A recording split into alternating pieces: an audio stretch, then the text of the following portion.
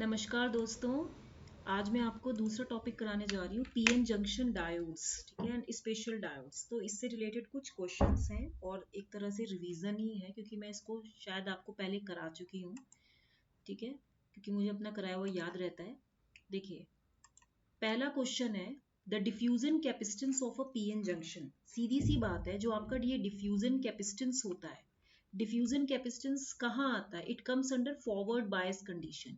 Okay, अब आप इसमें देखिए, जो डिफ्यूजन कैपेसिटेंस होता है सी डी, इसका जो फॉर्मूला होता है क्या होता है? Tau I F bye eta V T, यही होता है ना। We T is the thermal voltage, ठीक है। अब इसमें आप देखिए, जो इसको आप ऐसे भी कह सकते हैं कि जो डिफ्यूजन कैपेसिटेंस होता है this is equal to tau by are.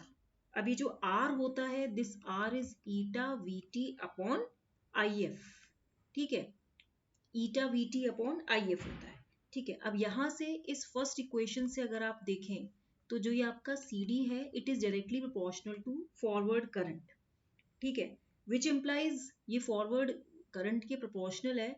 तो आप इसमें देखिए क्या लिखा है, the diffusion capacitance of a PN junction. क्या ऑप्शन होना चाहिए? क्या decreases with increasing current and increasing temperature?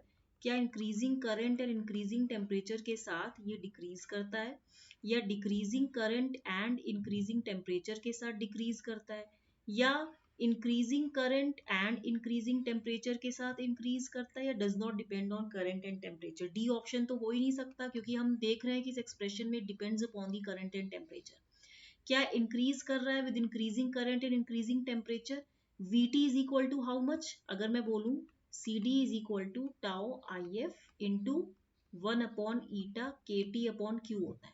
यानी कि जो सी डी है, it is directly proportional to I F but inversely proportional to T. तो यानी कि जो आपका सी डी है, ये फॉरवर्ड करंट के बढ़ने से बढ़ेगा और टेम्परेचर के बढ़ने से घटेगा। तो यानी कि it decreases with increasing current. तो फर्स्ट ए ऑप्शन भी गलत हो गया क्योंकि करंट के बढ़ने से तो बढ़ रहा है।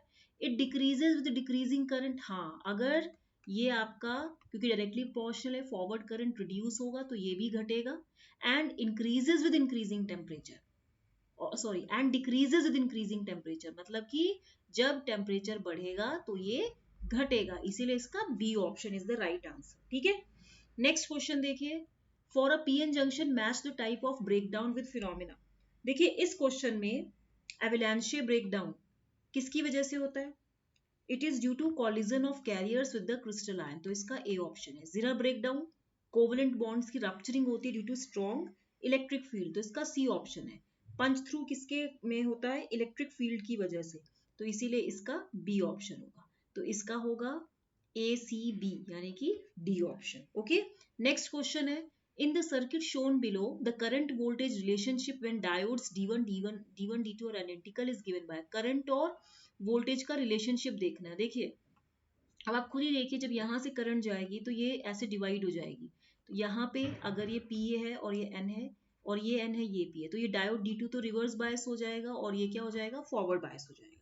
तो आप देखिए, आपके पास इक्वेशन क्या होती है? V is equal to K T by Q L N I by I not, okay. अब आप इसमें देखिए, डायोड D1 जो है ये क्या है? फॉरवर्ड बायस है, और डायोड D2 क्या है आपका? रिवर्स बायस है, ठीक है। अब current through diode D1 is forward biased, मतलब कि जो फॉरवर्ड करंट है IF is current through diode D1 and current through diode D2 is reverse current. तो यानी कि ये D2 के केस में, तो टोटल करंट जो होगी वो क्या होगी? Forward current plus reverse current का सम। तो फॉरवर्ड करंट की वैल्यू क्या होती है? आपने पढ़ा भी होगा, I naught into E to the power V D by eta V T -1, यही होता है ना। सिमिलरली जब हम इन दोनों इक्वेशंस को ऐड करेंगे तो मेरे पास क्या आएगा? This I is equal to I not E to the power V D by eta V T minus I not plus I not, तो ये दोनों तो कैंसिल हो गए, यानी कि e to the power V D by eta V T is equal to I by I not हो जाएगा, ठीक है। अब आप इसमें देखिए, V D by eta V T, ठीक है, ये क्या है आपका? This is equal to L N of I by I not. कैसी इक्वेशन आएगी? विच इम्प्लाइज जो डायोड वोल्टेज है V D is equal to eta V T L N I upon I not, यही होता है ना। देखिए, यही होगा ना। यहाँ पे ये मैंने आपको ये एक्चुअली ये स्टैंडर्ड इक्वेशन है, ये इसके थ्रू कैसे आएगा, तो ये इस तरह से हो गया। अब आप इसमें देखिए जर्मेनियम के लिए जो ये ईटा होता है इसकी वैल्यू 1 होती है ना। तो V D is equal to कितना हो गया, वी हो गया, बैटरी वोल्टेज हो गया ये। तो V is equal to how much, this K T by Q into 1 ln I by I. ठीक है, मुझे बताइएगा क्या ईटा की वैल्यू जर्मेनियम के लिए 1 होती है, तो सिलिकॉन के लिए कितनी होती है।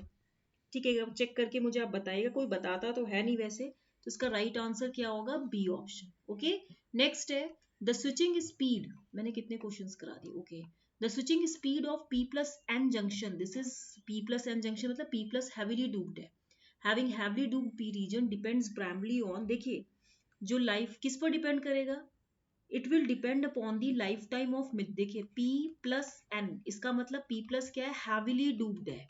जब हैविली डूब्ड है, अगर मैं बोलूं कि P प्लस प्लस है तो वेरी हैविली डूब्ड हो जाएगा। तो इसका जो लाइफ टाइम है, द लाइफ टाइम ऑफ ये किस पर डिपेंड करेगा, switching speed. The switching speed of a heavily doped P region depends upon the life time of majority carriers in the N region. ये जो इसकी जो लाइफ टाइम है, इसका जो ये टाउ प्लस है, it will depend upon the majority carriers that is electrons in lightly doped N region, number of electrons पे डिपेंड करेगा, यानी कि मेजॉरिटी चार्ज कैरियर्स पर डिपेंड करेगा। तो out of the given option mobility पे नहीं डिपेंड कर रहा, लाइफ टाइम ऑफ मिनोरिटी पे भी नहीं करेगा, ये भी नहीं करेगा, डी ऑप्शन होगा। अगर इसकी जगह होता एन प्लस पी, तो इसकी स्विचिंग स्पीड किस पर डिपेंड करेगी, it will depend upon the number of holes in the lightly doped p region। Similar सी बात है, जो switching speed होगी it will always depend upon the lifetime tau of, it will depend upon the lifetime tau of majority charge carriers that is electrons in the n region। और अगर n plus p region होगा तो इसकी जो switching speed होगी it will depend upon the lifetime tau of majority charge carriers holes in p type lightly doped region। ठीक है, next question है आपका इन अ जिनर डायोड। देखिए जिनर डायोड में क्या होता है कि दोनों p and n regions heavily doped होते हैं।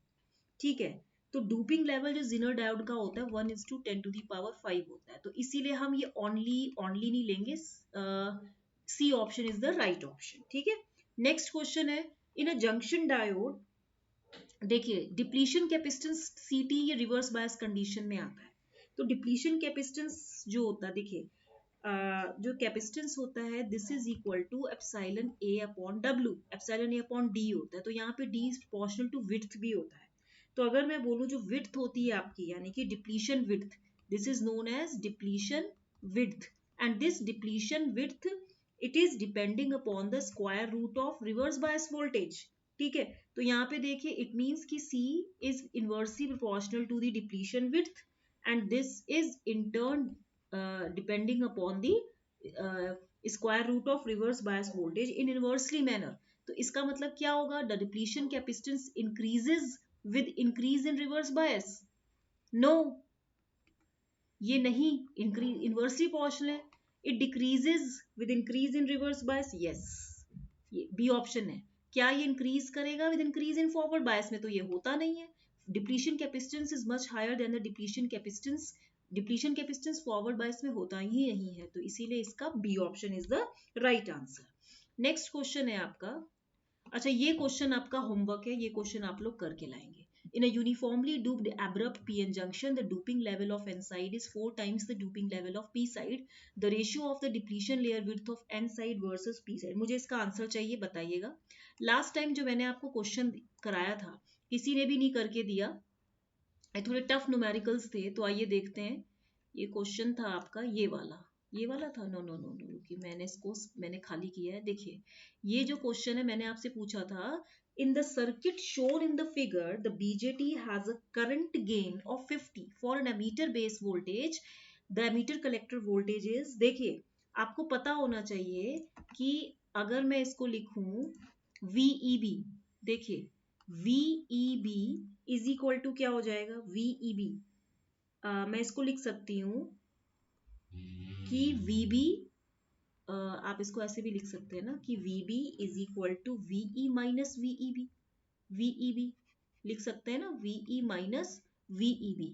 दैट मीन्स ये जो VEB था ये क्या था, this is equal to VE, that means emitter is at higher potential, minus VB।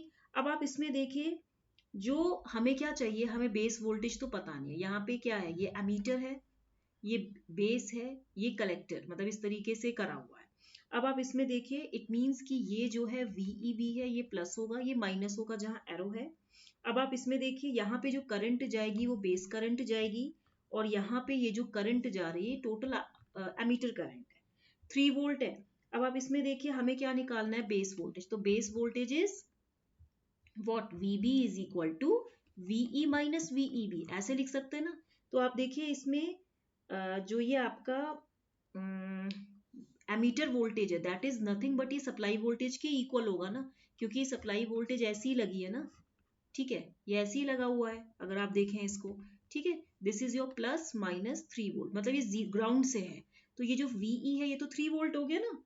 जब ये 3 वोल्ट हो जाएगा तो माइनस VEB आपको कितना दिया है, it is 600 millivolt, that means 600 into 10 की power minus 3, that is it is 0.6, तो ये कितना हो जाएगा 0.6, तो ये कितना आएगा आपका 2.4 वोल्ट, ठीक है। अब आप यहाँ से बेस करंट निकाल सकते हैं, ये पूरा कितना हो गया, बेस करंट कितना होगा, यहाँ पे ये जो पॉइंट है यहाँ से यहाँ तक का बेस वोल्टेज होगा ना, मैंने आपको समझाया था इस तरह से करना है। तो IB is equal to VB divided by RB, यही होगा ना।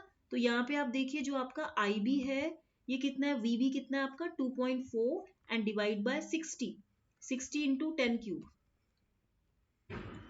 अब आप इसको सॉल्व कीजिए जरा, कितना हो जाएगा, 6 4 जा 24, तो that means it is around 4 by 10 to the power 5, that means 4 into 10 की पावर माइनस 5, दैट मीन्स ये कितना हो जाएगा आपका 40, okay, that is 40 micro ampere. अब आप इसमें देखिए, हम इसमें एक आउटर लूप में जब हम KVL लगाएंगे, KVL इन आउटर लूप, वो क्या होगा, आप देखिए यहां से -3, okay, plus IE plus 500K into आपका कितना हो जाएगा, ये देखिए ये हो जाएगा ना -3 हो गया एंड प्लस IE, सॉरी ये इंटू 500K लगेगा, सॉरी IE इंटू, ये एक्चुअली RE तो है, RE RC जो भी है इसमें अगर देखा जाए तो ये इस तरीके से लगेगा। अब आप पहले देखिए, is equal to 0, which implies IC is equal to beta IB, beta कितना दिया है आपको 50 दिया है क्वेश्चन में, तो 50 इंटू 40 कितना हो जाएगा, 5 4 जा 20, यही होगा ना। तो दैट मीन्स इट इज 2 मिली, एक मिनट, IB कितना है 40 माइक्रो एम्पियर, सॉरी मैं इसको ना पता नहीं क्या कर रही हूँ, ये इस तरीके से दिया हुआ है, तो ये हो जाएगा 5 4 जा 20, तो ये हो जाएगा 2 मिली एम्पियर, ये 2 मिली एम्पियर हो गया ना। अब आप इसमें देखिए, VC जो होगा वो ये, अगर ये RE है तो यहां से यहां तक का वोल्टेज कितना है, ये वोल्टेज VC ही तो है। अगर मैं मार्कर बदल दूं, सॉरी ये वाला मार्कर बदल दूं, तो ये पूरा वोल्टेज क्या है, VC ही तो है, तो this VC is equal to IE RE होगा, ठीक है। जब आप ये निकालोगे तो आप देखिए इसमें VC is equal to IE into RE, बड़ा इंपॉर्टेंट क्वेश्चन है, इसे अपनी कॉपी में नोट कर लीजिए। तो IE कितना है आपका, अगर आप यहां से निकालेंगे तो इस इक्वेशन से, तो IE is equal to how much, 3 divide by 500K, यानी कि कितना हो जाएगा 0.6 by 100 into 10 cube, that means ये कितना हो जाएगा 0.6 इंटू 10 की power minus 5, that means it will be 6 milli ampere, ये 6 मिली एम्पियर हो गया ना, इतना ही तो होगा। जब ये 6 मिली एम्पियर हो गया तो ये कितना हो जाएगा, 6 into RE is how much, it is 500 kilo ohm and this is milli ampere, तो 6 इंटू 10 की power minus 3 into 500 into 10 cube, तो ये कितना हो जाएगा, सॉरी 6 माइक्रो एम्पियर, पता नहीं क्या हो रहा है आज मुझे, ये माइक्रो एम्पियर है, ओके।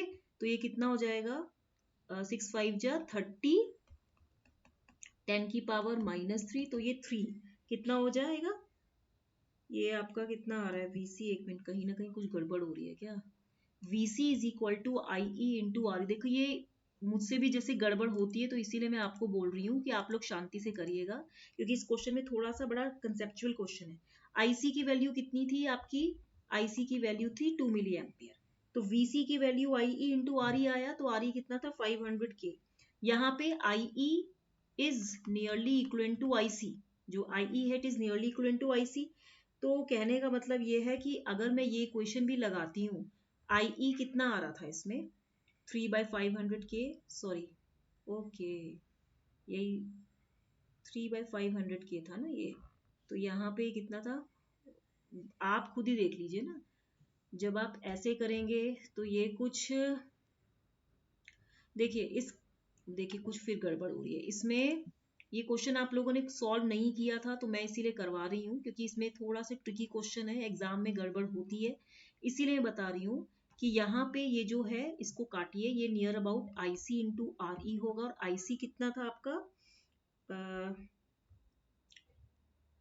एक मिनट रुकिए जरा, 6 में 5 का डिवाइड कीजिए तो कितना आएगा, हाँ जी ये 1.2 समथिंग आएगा, ये होगा कुछ 1.2 इंटू 10 की power -5, that means it will be around, ये कितना हो जाएगा 12 इंटू 10 की पावर -6।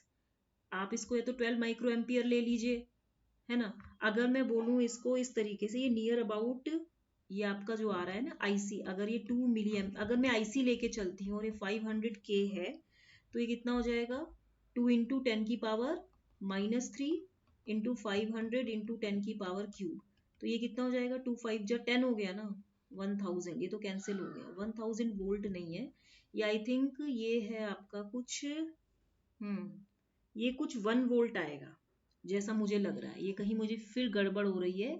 इसे देखिए मैंने आपको हिंट बताई है, हिंट आप अच्छे से करिए। देखिए IC निकल गया, IC कितना आया 2 मिली एम्पियर, IC कितना आया 2 मिली एम्पियर आया ना। जब ये 2 मिली एम्पियर आया तो इस केस में आप देखिए IE इंटू RE है, VC कितना है, एक मिनट रुकिए, VC आपका यहाँ से कितना आएगा, अगर मैं बताऊं जैसे यहाँ पे V, देखिए हमें क्या निकालना है VEC, तो VEC is how much, it is VE minus VC, तो VE तो आपका ऑलरेडी 3 वोल्ट है और माइनस VC कितना आएगा, VC आप इसी से निकालोगे ना IE इंटू RE, और IE आपने निकाला कि इट इज 3/500K, 3/500K का मतलब क्या हुआ 3/5, तो ये कुछ यही कुछ गड़बड़ हो गई है, सॉरी ये 0.6 था, 3/500 मतलब 0.6/100K, मैं इसको ऐसे भी लिख सकती हूँ ना। तो जब ये 3/500 था तो मैं इसको 0.6 बाय हाँ, तो ये 6 इंटू 6.6 इंटू ये 10 की पावर -5, तो ये कुछ 6 मेरा, तो ये 6 माइक्रो एम्पियर आ रहा है, ये जो IE है मेरा ये 6 माइक्रो एम्पियर आ रहा है। अगर ये 6 माइक्रो एम्पियर है तो ये 6 माइक्रो एम्पियर इंटू 500K यही होगा, तो ये कितना हो जाएगा अगेन, अगर मेरा देखें तो ये VC जो है ये कितना आएगा, यहाँ पे VC is equal to 6 into 10 की पावर -6 इंटू 500 इंटू 10 क्यूब, तो ये कितना हो जाएगा 6 5 जा 30, और ये 2 0 और 10 क्यूब इंटू 10 की पावर, हाँ तो ये मेरा कुछ 3 वोल्ट आ रहा है, ये तो मेरा अगर सॉल्व करें तो ये तो फिर 0 आ रहा है। ये क्वेश्चन में देखिए इसका जो राइट आंसर है, इसका आंसर करीबन आएगा 2 वोल्ट, इसका 2 वोल्ट है। अब एक बार आप देखिए कहाँ गड़बड़ हो रही है, मैं आपको फिर से टाइम दे रही हूँ, मैंने आपको इतना बताया ना, इसको देखिएगा इसमें कहाँ गड़बड़ हो रही है। नेक्स्ट क्वेश्चन जो था मैंने ये कराया था, इसमें भी मैंने आपको देखिए एक चीज बताई थी कि जो ये आपका VDS1 है, देखिए ये जो है ये क्या है VD, ये D2 है नहीं, ये आपका गेट सोर्स ये D1 होगा ना, तो देखिए आप VDS1 is equal to VGS1 minus VT होगा, ठीक है। अब VGS1 कितना है 2 वोल्ट है, 2 वोल्ट माइनस 1 वोल्ट 1 वोल्ट हो जाएगा। अब आप इसमें देखिए फॉर M2 ट्रांजिस्टर आप देखिए VGS2 माइनस VDD, एंड यही इक्वेशन बनेगी ना VGS2 माइनस, इसमें क्या इक्वेशन बनेगी VDD and minus VDS1, so this is equal to how much VDD minus 1, आप इसको जरा एक बार लिखिएगा, ठीक है। अब आप इसको जरा जब आप सॉल्व करेंगे तो देखिए मैंने आपको बताया भी था कि ID2 is equal to half KN into VGS2 minus VT, ठीक है। इसका होल स्क्वायर है। ठीक है, अब आप इसको जब सॉल्व करेंगे तो आप इसमें देखिए दोनों, क्योंकि दोनों ट्रांजिस्टर सीरीज में है तो दोनों की करंट सेम होंगी, तो ID2 is equal to ID1, तो विच इम्प्लाइज ये क्या हो जाएगा, आप देखिए इसमें हो जाएगा ये half KN VGS1 minus VT का whole square is equal to ये कितना हो जाएगा, हाफ KN, ये कितना हो जाएगा VGS2 माइनस VT का होल स्क्वायर। जब इसको पूरा सॉल्व करेंगे तो ये कितना होगा, VGS1 minus VT is equal to VGS2 minus V2। ठीक है, इस केस में कितना हो जाएगा, VGS1 is equal to VGS2, ये तो मैंने, ये अभी आप इतना ही देखिए। ठीक है, और फिर आप इसमें देखिए VGS1 की वैल्यू कितनी होगी, यहाँ पे VGS1 की वैल्यू है VDD माइनस 1, और यहाँ पे आप देखिए कि VDD is equal to VGS2 plus 1। ये उस दिन थोड़ा सा मुझे लगता है कहीं मिस्टेक हो गई थी। अब ये VGS1 एक्चुअली ये हो जाएगा, हाँ ये, क्योंकि VGS1 is equal to VGS2 है ना, तो मैं इसको VGS1 लिख देती हूँ और ये हो जाएगा 2 + 1 यानी कि 3 वोल्ट आंसर आएगा। ठीक है, ये क्वेश्चन जो मैंने आपको बताया ना, अब इतना टाइम नहीं है, ये आप इसको पहले सॉल्व करिए। सॉल्व करके देखिए आप इसमें, इस क्वेश्चन में मैं आपको बस एक ही चीज बताऊंगी कि आपको करना क्या है। पहले तो आप इनर लूप देखिए, IB कैसे निकालेंगे, IB निकलेगा आपका VB बाय RB से। ठीक है, और VB निकालने के लिए हमें VB गिवन है, ये गिवन है, तो VB is equal to VE minus VB, तो VB निकालने के लिए VE आपको 3 वोल्ट दिया है, ये जो वोल्ट होगा ये एमीटर पोटेंशियल, एमीटर टर्मिनल के पास है, तो ये VE होगा, तो VE माइनस VB 2.4 निकल गया। IB की वैल्यू आपने निकाली कि ये VB बाय RB हो जाएगा। ठीक है, जब आपने पूरा निकाला तो 40 माइक्रो एम्पियर आया। 40 माइक्रो एम्पियर से जब आपने IC निकाला तो IC कितना होगा, बीटा IB, क्योंकि आपको बीटा कितना दिया है 50, तो 50 इंटू 40 माइक्रो एम्पियर हो गया। जब आपने ये निकाला तो ये 5 4 जा 20 और ये इतना इंटू इतना हो गया, तो ये कितना हो जाएगा, ये 2 मिली एम्पियर होगा, ये IC निकल गया। जब IC निकल गया तो आप देखिए IC विल बी, अगर मैं इसमें आउटर लूप में इक्वेशन निकालूंगी तो ये मेरी कितनी आएगी, -3 plus IE RE equal to 0। तो यहाँ पे आप देखिए मुझे किसकी वैल्यू चाहिए, IE इज इक्वल टू कितना हो जाएगा, 3/RE, तो 3/RE कितना है, 3/500 के। इसको सॉल्व कीजिए, इसको सॉल्व करके आपको क्या करना है, VEC is equal to IERE निकालना है, जब फिर उसका VEC निकालना है, सिंपल सी बात है, VE minus VC, VE 3 volt है, आपको VC निकालना है। अब मेरे को थोड़ा भी टाइम ज्यादा लग रहा है, ये IE IC में देखिए क्या कंफ्यूजन हो रही है, ये मैं इतना आपको काम देती हूँ, मुझे बताइए आंसर कितना आएगा। ये 2 क्वेश्चन मैंने आपको दिया है। ठीक है, टिल देन मैं आपको कहूंगी, क्या बोलूंगी, गुड बाय। इसको लाइक शेयर एंड सब्सक्राइब मत कीजिए, इस क्वेश्चन में मैं टाइम दे रही हूँ क्योंकि इस तरह का क्वेश्चन आया है टेक्निकली। ठीक है, टिल देन गुड बाय।